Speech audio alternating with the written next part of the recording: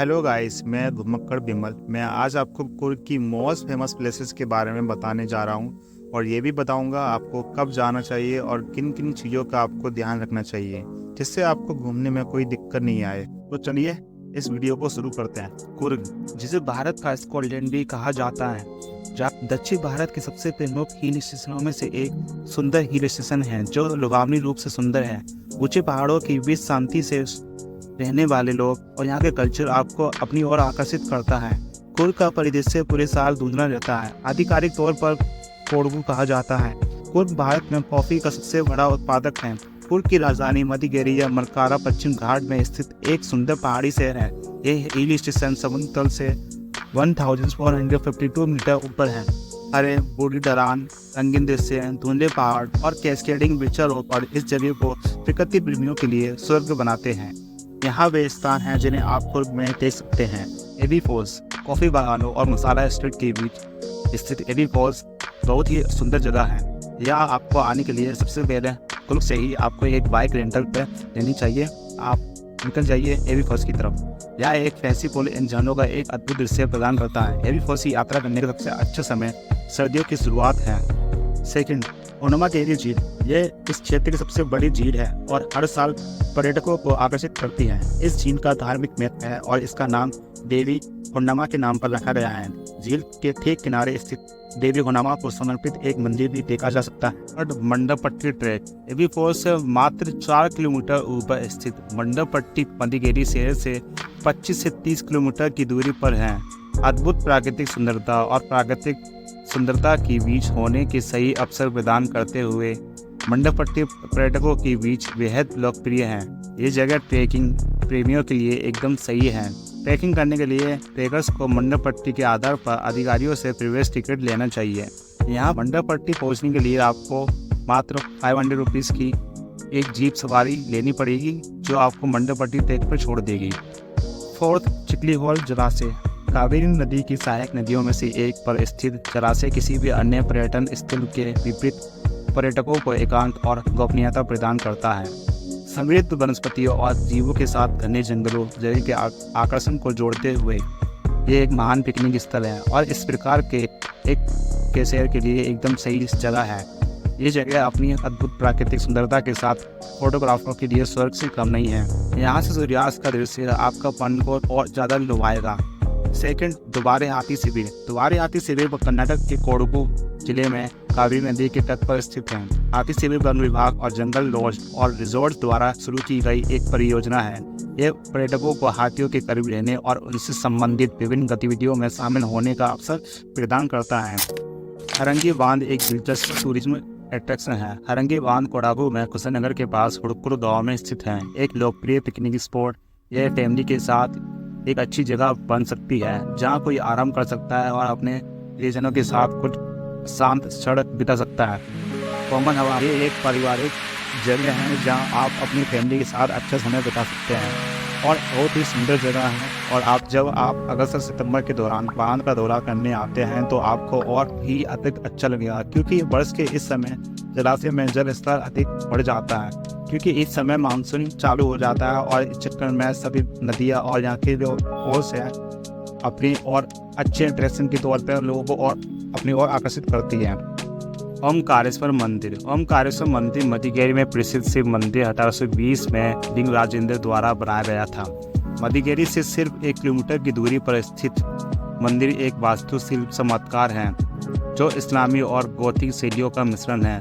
मदीगेरी किला पहले 17वीं शताब्दी के अंत में वेदू राजा द्वारा बनाया गया था। मदीगेरी किले को बाद में टीपू सुल्तान द्वारा पत्थरों और ईंटों से पुनर्निर्मित किया गया था जिन्होंने इसका नाम जाफराबाद रखा था। किले का एक समृद्ध इतिहास है जिसने कई लड़ाइयों और उत्तराधिकारी को देखा है। किले के परिसर के भीतर आपको एक church, Mahatma Gandhi public library, कोटे महागणपति महात्मा मंदिर और चिल्ला जेल सहित विभिन्न इमारतें मिलेंगी। कोटे महागणपति मंदिर उन मंदिरों में से एक है जो दशहरा महोत्सव में भाग लेते हैं। मलाली वाटरफॉल्स। पुष्पगिरी माउंटेन पर्वतमाला के पीक पर मलाली फॉल्स स्थित है जो कोडागू के सबसे सुंदर स्थानों में से एक है।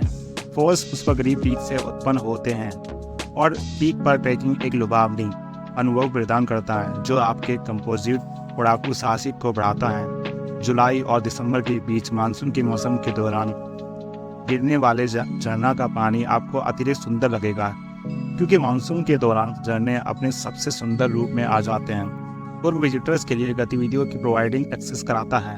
आप बारापुर नदी में नदी राफ्टिंग जा सकते हैं, सुंदर कॉफी प्लांट्स के माध्यम से टहल सकते हैं, दोबारे हाथी शिविर में हाथियों को स्नान कर सकते हैं, नागरहोल में सूर्यास्त जीप सफारी कर सकते हैं, स्वर्ण मंदिर मठ पर जा सकते हैं। कुर्ग पर जाने का सबसे अच्छा समय, जबकि कुर्ग पूरे वर्ष सुखद मौसम का अनुभव कराता है। साहसिक गतिविधियों विशेष रूप से ट्रैकिंग के लिए सबसे अच्छा समय अक्टूबर से मार्च तक है। इन महीनों के दौरान कुर्ग अपने सबसे सुंदर दृश्यों से अब काफ़ी लोगों को अट्रैक्शन करता है, क्योंकि यहाँ के धुंधले पहाड़, हरी बड़ी वादियों से काफ़ी लोगों को अपनी ओर विजिटर्स को आकर्षित करती है। कुर्ग में मानसून लगातार बारिश के कारण मानसून का मौसम जून से सितंबर कुर्ग में ऑफ सीजन माना जाता है। हालांकि कुछ यात्रियों के लिए मानसून के महीनों के दौरान कुर्ग की यात्रा करना एक अलग ही अनुभव होता है, क्योंकि झरने ताजे पानी से गुजर रहे और हरियाली और हरे रंग के होते हैं। कोडागु हवाई सड़क और रेल से अच्छी तरह से जुड़ा हुआ है। मैंगलोर हवाई अड्डा कुर्ग के सबसे निकटतम हवाई अड्डा है, जो हिल स्टेशन से मात्र 160 किलोमीटर दूर स्थित है। नई दिल्ली, मुंबई, कोलकाता, चेन्नई, हैदराबाद और बेंगलोर सहित भारत के सभी प्रमुख शहर मैंगलोर से आने जाने वाली नियमित उड़ानों से जुड़े हुए हैं। शहर सभी प्रकार के यात्रियों का स्वागत करता है, और यदि आप बजट यात्रा की ओर जाना चाहते हैं तो आपको यहाँ मजेदार और यादगार यात्रा और योजना बनानी। लग्जरी टूरिज्म के पास भव्य आवास का विकल्प होता है, जहाँ उनके भोजन, गतिविधियों और टूरिज्म का ध्यान रखा जाता है। हालांकि ये काफ़ी महंगा हो सकता है। यात्रा करते समय परेशानी मुक्त अनुभव सुनिश्चित करता है।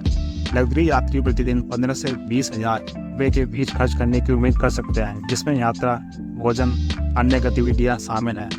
मिड बजट यात्रियों को अपने खर्च के बारे में अधिक सावधान रहने की आवश्यकता है। यदि आपने उचित मूल्य वाले होम स्टे का विकल्प चुना है तो आप अधिक बजट अनुकूल गतिविधियों का चयन कर सकते हैं और कुर्ग की खोज करने का अधिक बुरा अनुभव कर सकते हैं। बजट यात्री आमतौर पर योजना और प्री बुकिंग आवास का बोझ उठाते हैं, क्योंकि वे एक पूर्व निर्धारित बजट पर कुर्ग की खोज कर रहे हैं। इसके लिए यात्रियों की होटल, उचित विकल्प और अन्य बजट यात्रियों के साथ गतिविधियों की योजना बनाने के लिए बड़े पैमाने पर सर्चिंग करनी होती है, क्योंकि बजट यात्रियों के लिए प्रतिदिन की लागत 1,000 से 5,000 रुपये के बीच होती है। क्योंकि हिल स्टेशन कई मसालों, प्लांट्स का घर है, सभी व्यंजनों के मसालों और स्थानीय रूप से उपलब्ध सब्जियों की हार्दिक खुराक होती है। आप पाएंगे कि अधिकांश व्यंजनों में बांस की शूटिंग, पोर्क और नारियल शामिल है। कोडमपुली, कटहल, केला और विभिन्न प्रकार के पुरुष भोजन व्यंजन आपको यहाँ मिल जाएंगे, क्योंकि ये स्थानीय सब्जियों और फलों का उपयोग करके तैयार किया जाता है। कुर्ग को और एक्सप्लोर करते समय आपको कुछ व्यंजन कोली करी, बांस सूट करी, पानी करी और थाली पुट्टू है। कुछ रेस्टोरेंट जिन्हें आपको एक्सप्लोर करते समय कोशिश करनी चाहिए वे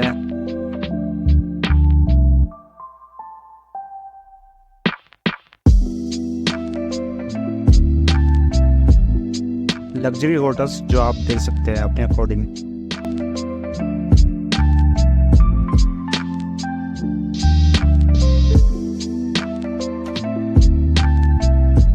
कुछ मिड बजट होटल्स जो आप देख सकते हैं।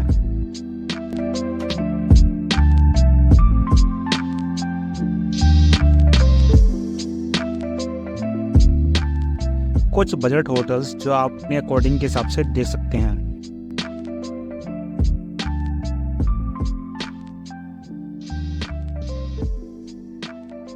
कुछ होम स्टेज इन कुर्ग जो आपको अलग ही अनुभव देगा।